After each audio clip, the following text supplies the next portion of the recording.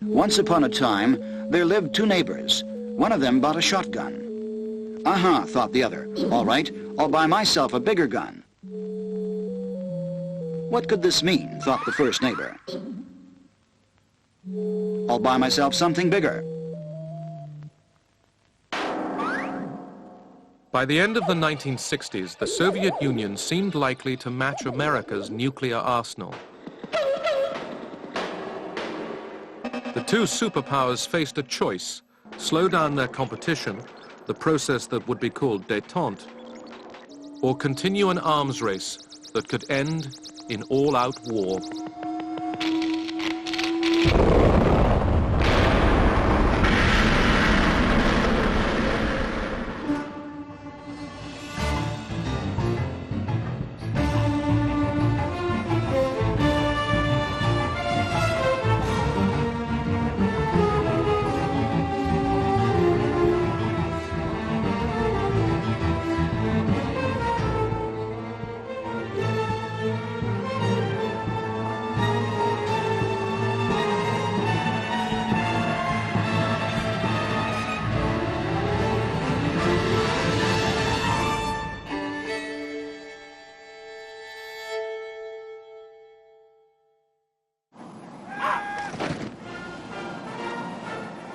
In 1969, a new American president came to power. Richard Nixon had new ideas about how to make the Cold War less dangerous. He was ready to accept the Soviet Union as America's nuclear equal. When President Nixon came into office, the conventional wisdom of all the media and the people who thought of themselves as intellectuals was that he was a warmonger and that they had to moderate him, and we were under enormous pressure to start negotiations on trade, on salt, on a whole complex of things. This was not a foreign policy politician, particularly in his early years. He had gained notoriety and power, as you know, on the wave of the Great Red Scare, the great McCarthy period in American politics. He also knew, and this was very important, the bureaucracy.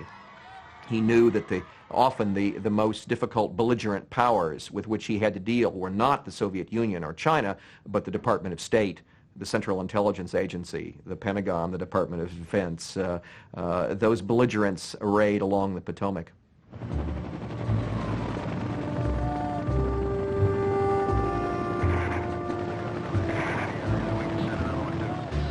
Although Nixon wanted to revise America's Cold War strategy, his first priority was to get American troops out of the war in Vietnam.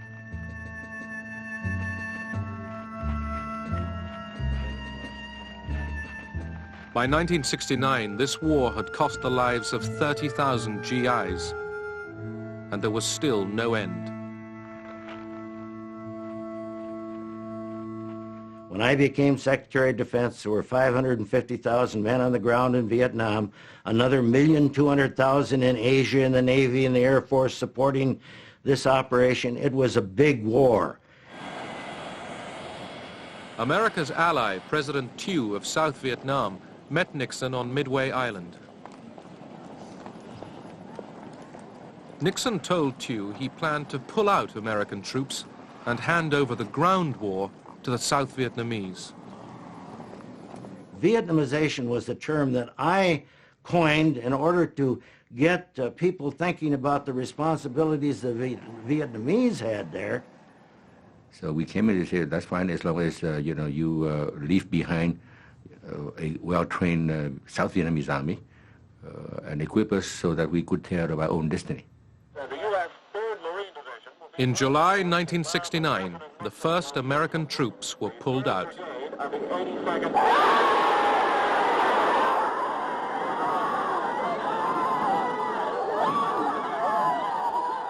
Both Nixon and Kissinger knew what it was doing to our society, the controversy, the distractions, the financial costs, the terrible human toll in terms of lives lost and wounded, not only of Americans, but Vietnamese and others, and also the distractions from other foreign policy initiatives.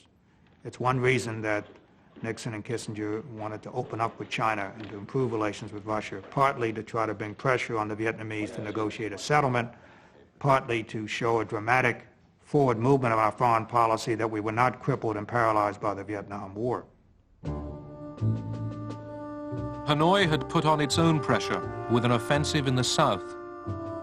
American generals proposed bombing North Vietnam's bases in neutral Cambodia.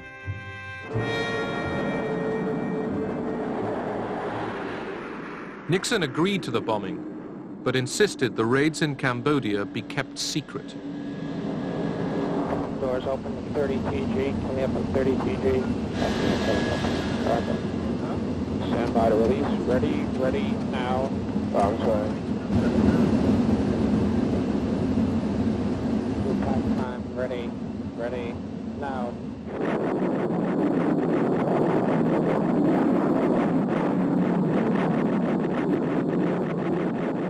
I was all for bombing the sanctuaries in Cambodia, but I could not tell the President of the United States, the Secretary of State, or the National Security Advisor, Henry Kissinger, that I could keep it secret. And I thought it would be a very bad thing if that came out at a later time. And I knew it would, because we had 12,000 people that had all that information, and you just can't keep secrets. Laird was right. Anti-war demonstrators protested.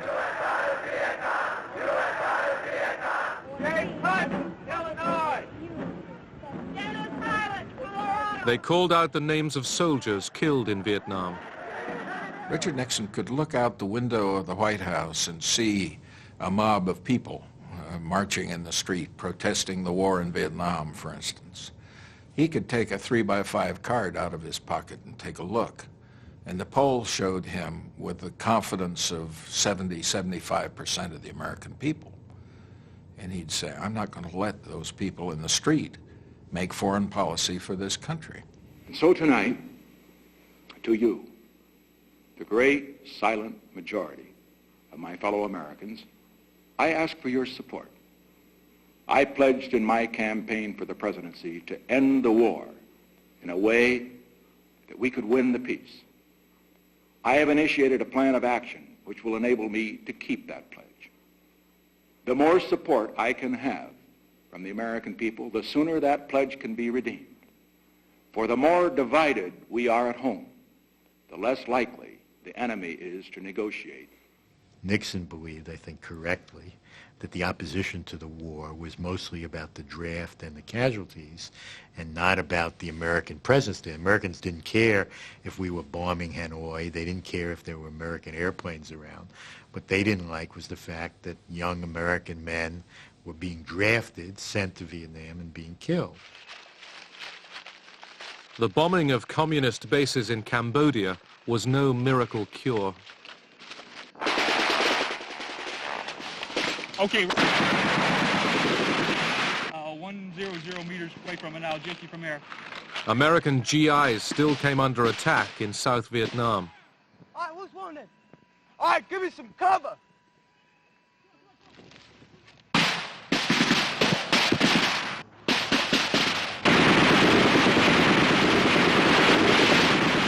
Can you move them? Okay, try to bring them back here. Remember to stop the bleeding. You gotta stop.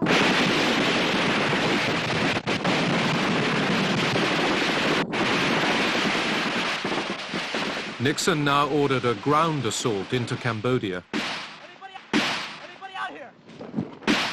Do you feel the people are united behind you, Mr. President? As far as the people are concerned, I have no judgment on that. All that I can say is that I know that I did what I believed was right, and what really matters is, as far as the people are concerned, is whether it comes out right. If it comes out right, that's what really matters.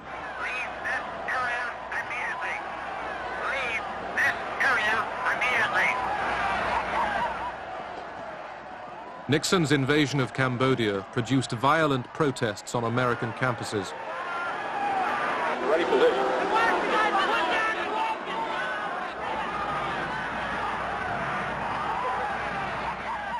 At Kent State University, National Guardsmen shot 4 students dead.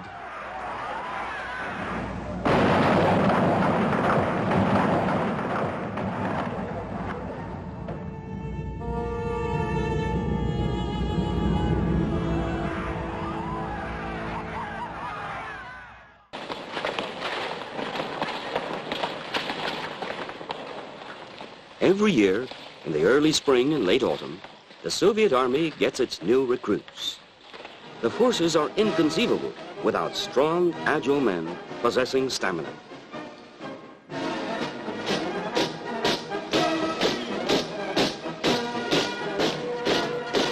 These are fighting men.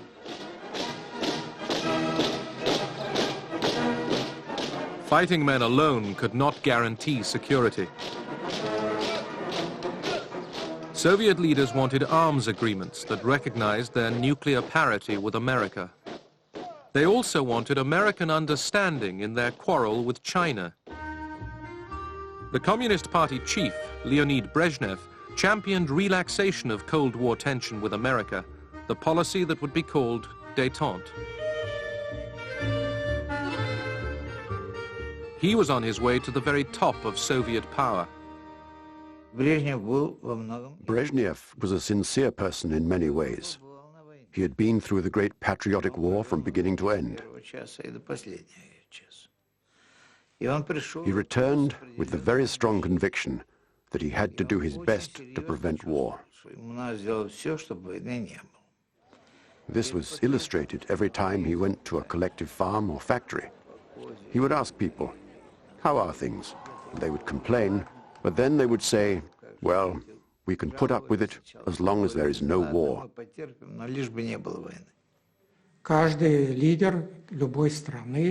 Every leader in any country has the need to express his character and to leave his mark in history.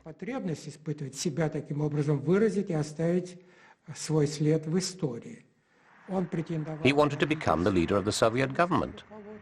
One of the ways he had of strengthening his position was making foreign policy his priority. American-Soviet relations were always at the center of our diplomacy. I would say that basically, whether the West believed it or not, our attitude was to have a more constructive relationship with the United States.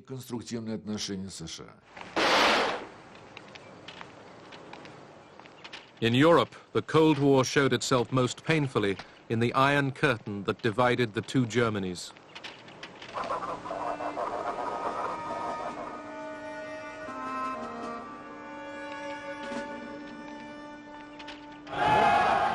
West Germany's new Chancellor, the Social Democrat Willy Brandt, had his own ideas for improving relations with the Soviet bloc. The Germans called it Ostpolitik. Wir wollen ein Volk der guten Nachbarn sein und werden im Innern und nach außen. Der entscheidende Schritt, der das Ganze in Gang gebracht hat, The main thing that got the ball rolling was the decision of the Chancellor to call East Germany a state. Regierungserklärung, die DDR als einen Staat zu bezeichnen. Das war, wenn Sie so wollen, This was a fundamental change in our position, unserer Position, die uns which led to fierce criticism from the opposition. erbitterte Gegnerschaft der CDU eingebracht hat. In Moscow, people were all ears. Moskau aber Aufmerksamkeit. In our opinion, there were more sober voices among the Social Democrats, those who would seek common points of interest with us. Not similarities in our outlook, but similarities in our interests. I would like to stress the difference. If we found points in common which would preserve a balance of interests, this could lead relations between the Soviet Union and West Germany out of a dead end.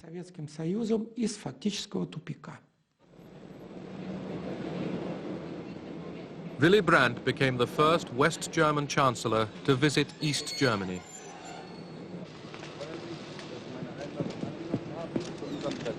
Ich wünsche Ihnen einen recht angenehmen Aufenthalt. Danke Ihnen sehr für die Begrüßung, auch dafür, dass Sie gutes Wetter besorgt haben. Daran soll es nicht liegen. Danke sehr. Brandt's visit was a triumph. To ordinary East Germans, he seemed to bring hope of change. But the Americans were worried.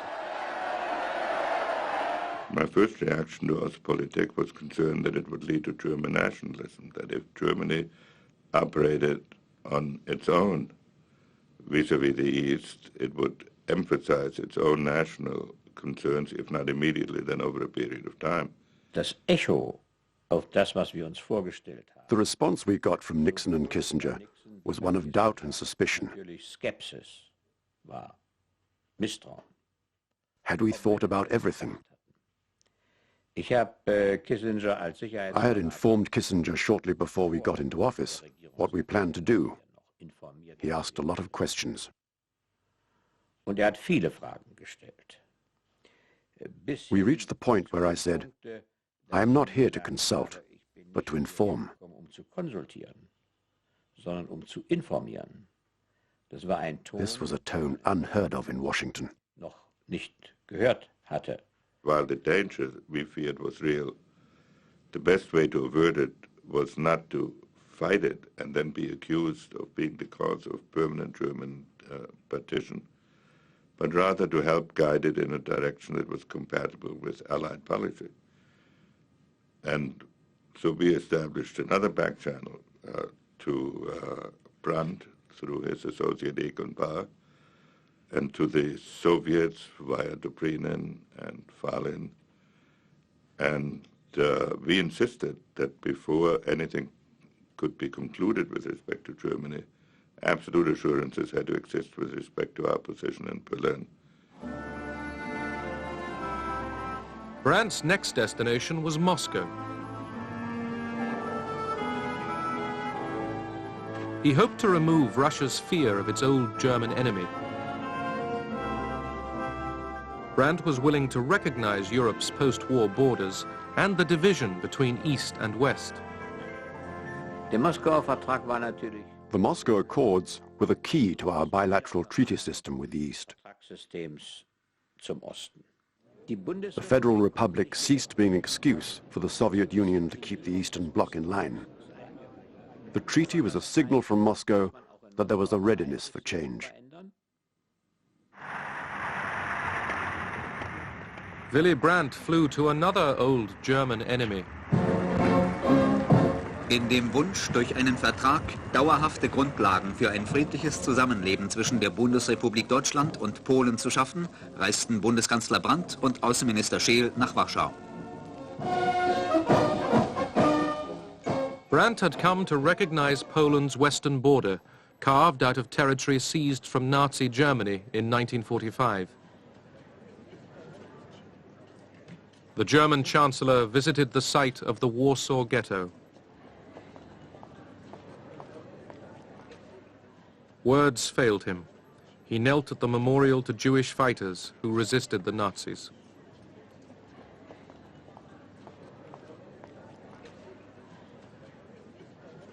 Brandt war, wenn Sie so wollen, ein Glücksfall. Brandt was a stroke of luck for German history. For the Americans, he symbolized reliability. He had proved himself the defender of Berlin against the menace of the East. And for the East, he was a resistance fighter against the Nazis, without any doubt. Nazis eben unbezweifelbar gewesen ist. In a divided Germany, these steps towards Détente brought welcome cracks in the Berlin Wall. Families and friends separated by the wall could see each other once again.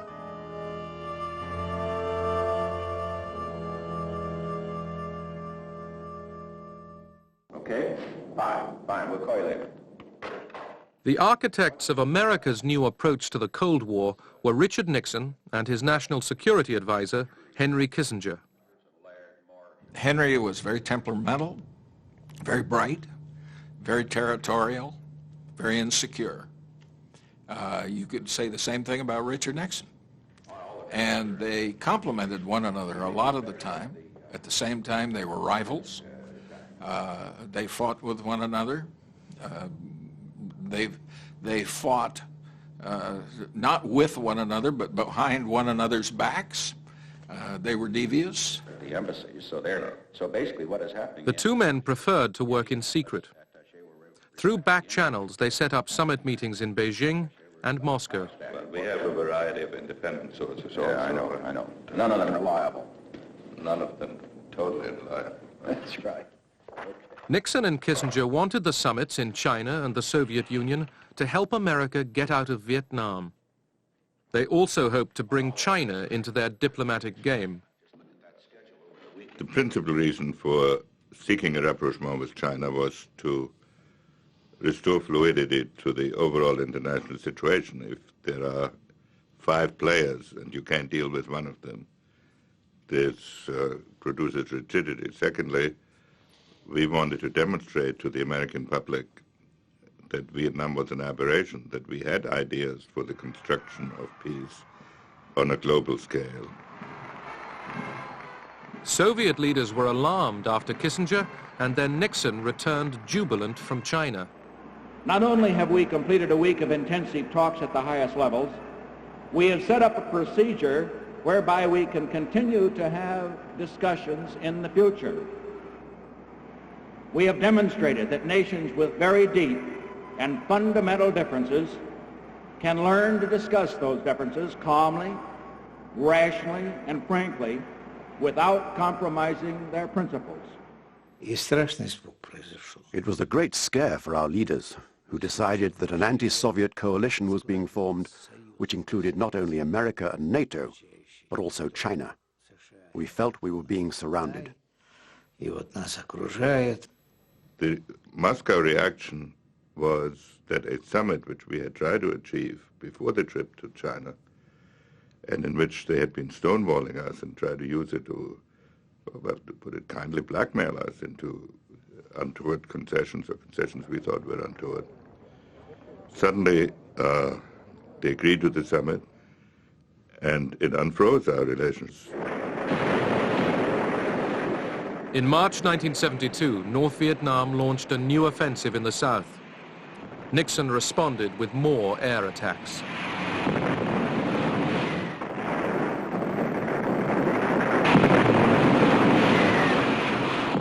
Would the Soviets receive Nixon in Moscow while his planes were bombing their North Vietnamese ally? The general debate that took place in the White House Situation Room, and I was in many of these, was which is more important, the Vietnam front or the Moscow front? And Nixon was the only important person that I can recall who said we can have both. I'm willing to lose the Moscow summit, but I predict the Russians will go ahead even if we bomb Hanoi and mine Haiphong. Nixon and Henry Kissinger played sort of good cop, bad cop with the Russians particularly. Kissinger would see Anatoly Dobrynin, the Russian ambassador, frequently, I mean, like almost daily. And his line was, look, I work for this crazy man. There's no telling what he might do. So Anatoly, you and I, as reasonable men, must work together to an accommodation between our countries. Kissinger was uncertain whether Moscow would allow the summit to go ahead. I went to see Kissinger. He was nervous but tried to hide it. He said jokingly, "Okay, let's have a bet," because he knew I had a piece of paper with the official Soviet reply. He said, "Let's bet whether I can guess the answer." So we bet a crate of champagne. I asked him, "So what do you think the Soviet answer is?" He was convinced that the summit had been postponed to a later date. In fact, the official Soviet reply was, "The summit is going ahead, as planned."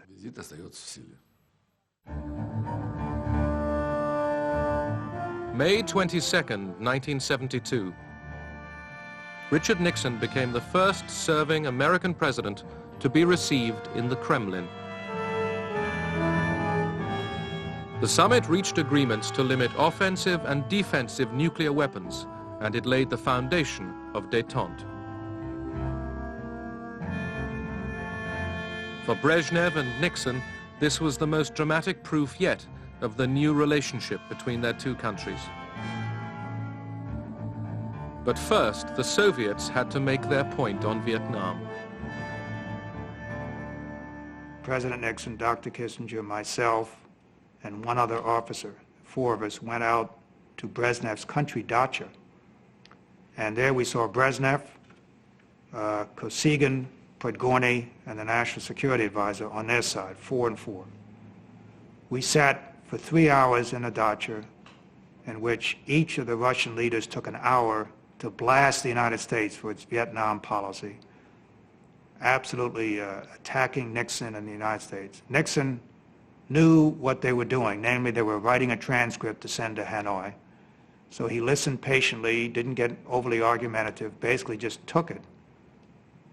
After 3.5 hours of Soviet diatribe, sort of a tag team match among the Soviet leaders, we then went upstairs for dinner, and the entire mood changed. Brezhnev broke out the vodka. There was singing and jokes and toasts. And then later that evening, Kissinger went back, I believe with Gromyko, and did some more negotiating on arms control. The atmosphere was very good, even friendly. We were quite aggressive in view of Nixon's actions on Vietnam, but we made sure it didn't overshadow the summit, because the issues that Nixon was going to raise had already been agreed through the confidential channel. These were very important nuclear issues. All the members of the Politburo knew that the text of the treaty had already been agreed. Nixon knew that too from Kissinger. So, if we gave in to our emotions, we would ruin everything that had already been achieved. The President of the United States. The American Congress gave Nixon a hero's welcome.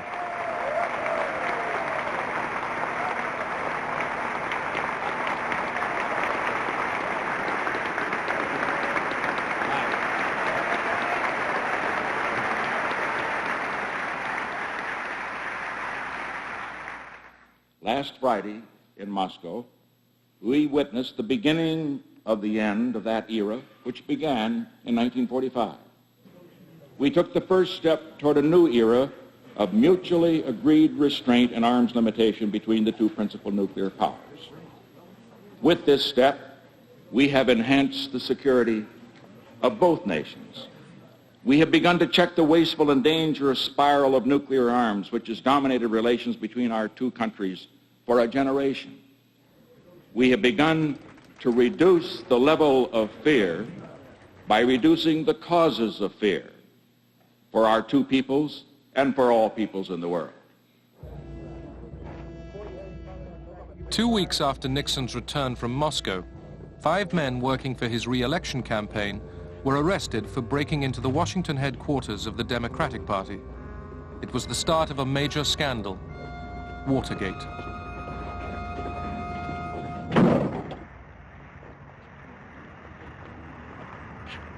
As election day approached, Kissinger returned from one of his many negotiating rounds with the North Vietnamese.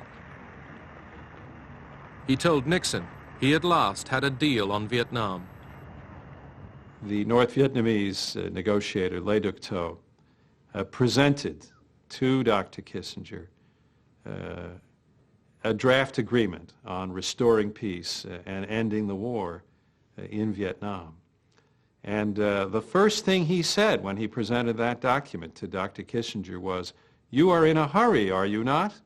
And I recall Dr. Kissinger nodding affirmatively when Le Duc Tho made that statement. We knew that Kissinger had met with the North Vietnamese side in Paris on October 9. So when he came on October 19 and gave us the text in English, mind you, and he asked us, he said, well, we got 4 days to sign. And of course, we politely said, well, you know, this is the first time we have been given this text, so we would like to have time to study it. But by the way, you know, where is the Vietnamese text? When I see the widows, the orphans, when I see so many tombs, so many sacrifices for the freedom and liberty of Vietnam, I reaffirm again that the whole people of South Vietnam will resist again any peace which demand the rendition of South Vietnam and which will give the South Vietnam to the communist aggressors. I have great sympathy for Thieu. And at the same time, I have great sympathy for our problem. We faced 65 congressional resolutions in the year 1972 alone that were urging unilateral withdrawal from Vietnam. And Mr. Kissinger said, well, if you sign this, we're going to bring peace, and we'll be, South Vietnam will be developed, people will be happy, at which President Thieu said, listen, we have the interest and the future of our country. We are not looking for Nobel Prize.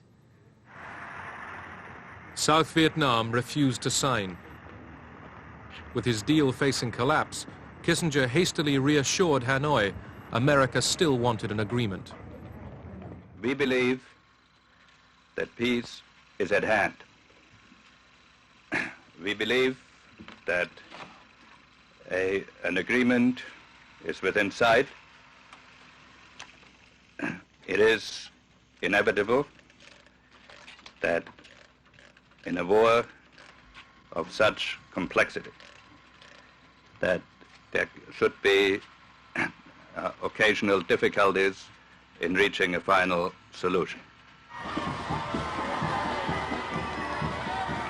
This latest setback in the Vietnam peace talks did not damage Nixon.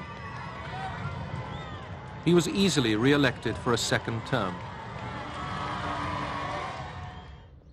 Back in Paris, Kissinger had to put Thieu's objections to the North Vietnamese. How do I get out of here? We thought you weren't having a meeting today, sir. Well, do something surprising. It's getting to be difficult to have a secret rendezvous in Paris. It certainly is. Will you be meeting again tomorrow, sir? We expect to, yes. One day we were on the verge of finalizing the text. The next day there were suddenly 10 or 12 different issues that popped up and were unresolved. And then Le Duc Tho said that he had to go back to Hanoi for consultations. Le Duc Tho left Paris and the talks broke down. Nixon ordered air raids on North Vietnam, hoping to bludgeon Hanoi into agreement and at the same time bolster the South.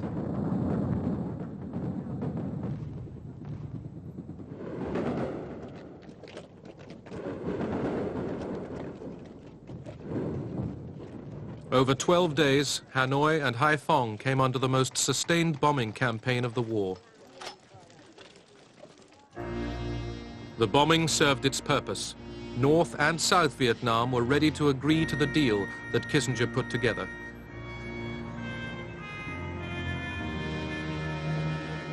Under the peace accords, American troops would leave Vietnam, the Saigon government would remain in power, but North Vietnam's troops would stay in the South.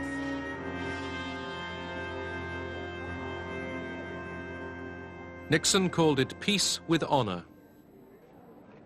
It so happened that with Mr. Kissinger, who had wanted to play the triangular to do the détente, and Vietnam had to go in order for détente to happen. So this is my own analysis, and then that, unfortunately, was not very good for the South Vietnamese people. Good evening. The biggest White House scandal in a century, the Watergate scandal, broke wide open today. The Attorney General, Richard Kleindienst, has resigned because, in his own words, he had close personal and professional associations with people who may have broken the law. The two closest men to the President, H.R. Haldeman, his Chief of Staff, and John Ehrlichman, his Chief Domestic Advisor, have resigned. Last week, both men were fighting hard to keep their jobs. We had a great staff system in the White House for dealing with crises. We didn't apply that system to Watergate. I think part of the reason was we didn't consider it a crisis. It was a very small potatoes episode. I had no prior knowledge of the Watergate break-in. I neither took part in nor knew about any of the subsequent cover-up activities. I neither authorized nor encouraged subordinates to engage in illegal or improper campaign tactics. That was, and that is, the simple truth. Regardless of Watergate, the process of détente continued. Brezhnev came to America for a second summit with Nixon. In California, the Soviet leader partied with Hollywood film stars.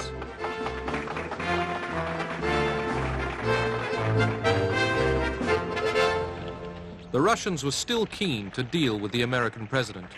До нашей встречи с вами мы уже потратили не один час для деловых разговоров.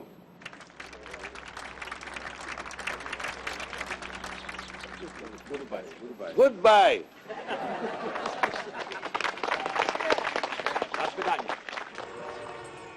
In spite of Nixon's denial of guilt over Watergate, he was accused of obstructing justice and faced impeachment by Congress.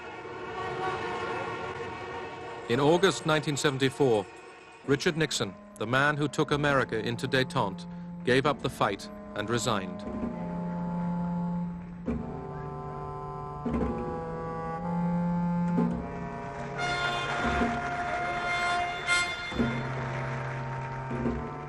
His successor was Gerald Ford.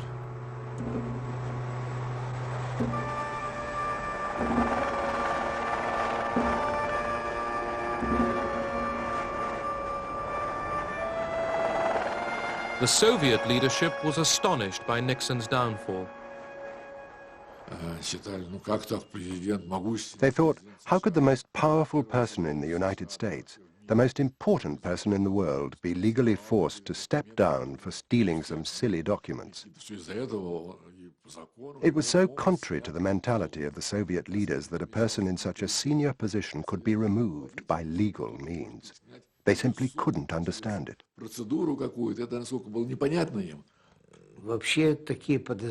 There were various suspicions. One of those suspicions was that it was done deliberately by the enemies of rapprochement between America and the Soviet Union.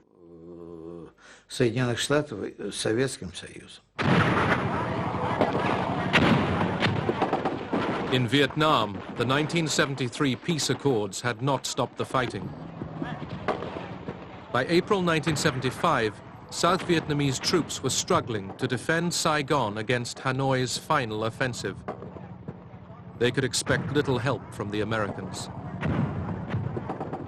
The Congress of the United States refused to supply the kind of military assistance that was necessary to keep the South Vietnamese military forces strong. South Vietnamese who had fought and worked alongside the Americans against the communists besieged the U.S. Embassy.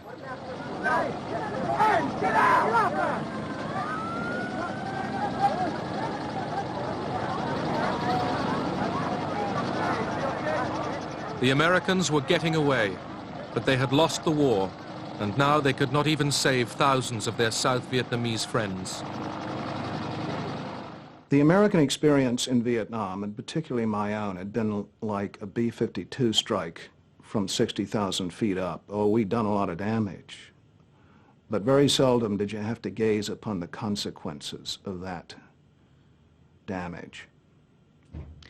That last day was like being in a B-52 strike right on the deck. You saw what our actions had wrought, and the horror and the shame was almost more than you could bear.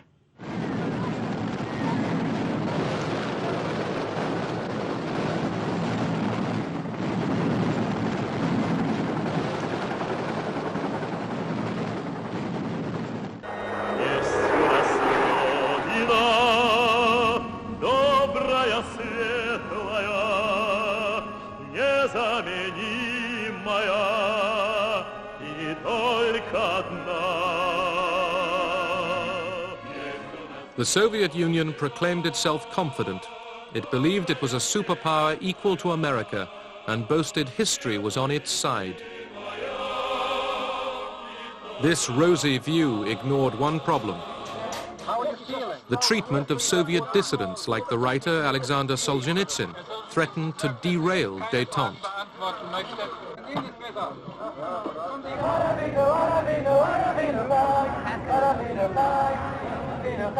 Mr. Kendall?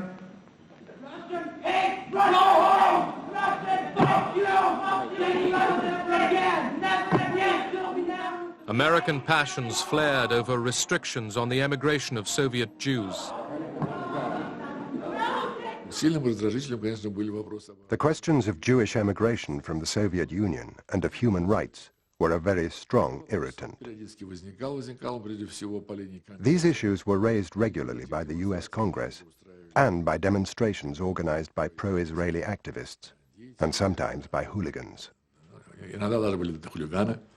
There was at the outset, of course, a genuine backlash in the Congress of the United States against the policy of détente, not in the first instance from where one might expect it, from the right-wing pews of the Republican Party.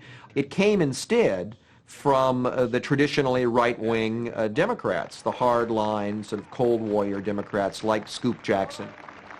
When we have something we feel strongly about, and in this case it is civil liberties and freedom and what this nation was founded upon, that we should do something to implement international law, and it is international law now, the right to leave a country freely and return freely, that we should put that issue of principle on the table knowing that the Russians are not going to agree to it.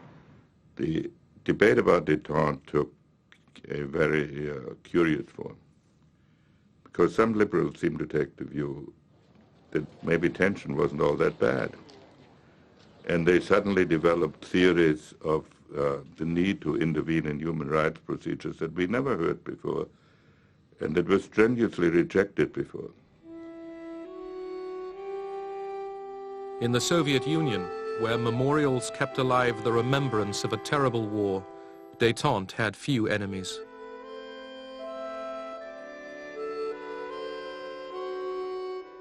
Soviet leaders hoped to guarantee their country's status and security with a treaty to be signed in Helsinki, which would recognize the post-war division of Europe. But this treaty had a stumbling block: human rights. The members of the Politburo read the full text. They had no objections when they read the first and second articles. When they got to the third, humanitarian article, their hair stood on end. Suslov said it was a complete betrayal of communist ideology. Gromyko then came up with the following argument. The main thing about the Helsinki Treaty is the recognition of the borders. That's what we shed our blood for in the Great Patriotic War. All 35 signatory states are now saying these are the borders of Europe. As for human rights, Gromyko said, well, who's the master of this house? We are the masters of this house, and each time it will be up to us to decide how to act. Who can force us?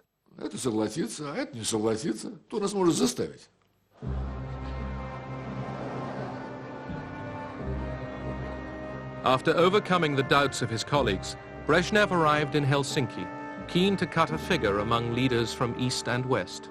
Людям, принадлежавшим поколению, которое пережило ужасы Второй мировой войны, особенно отчетливо виден исторический смысл настоящего совещания. Право на мир должно быть обеспечено всем народам Европы. Both sides believed they had the agreement they wanted. The Soviet Union and the Warsaw Pact nations did not recognize that the human rights provision was a time bomb. We, the United States, believed that if we could get the Soviet Union and the Warsaw Pact nations to respect human rights, that was worth whatever else was agreed to in the Helsinki Accords. 3, 2, engine sequence start. 1, 0, launch commit. We have a liftoff. All engines building up thrust. Thanks to Détente, rockets could now point the way to coexistence rather than war. Houston flight, SODUK Москва. Корабль «Союз» готов к стыковке. Apollo Houston, I got two messages for you. Moscow is go for docking. Houston is go for docking. It's up to you guys. Have fun. Soviet and American spacecraft made history, docking together 140 miles above the Earth. Contact. All right. In space, cooperation was replacing years of Cold War confrontation. Glad to see you.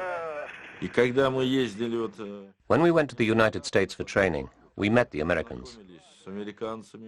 I remember one of them saying to me, "Since this international project, I have begun to sleep better at night. I'm no longer afraid of nuclear war, because we are working together."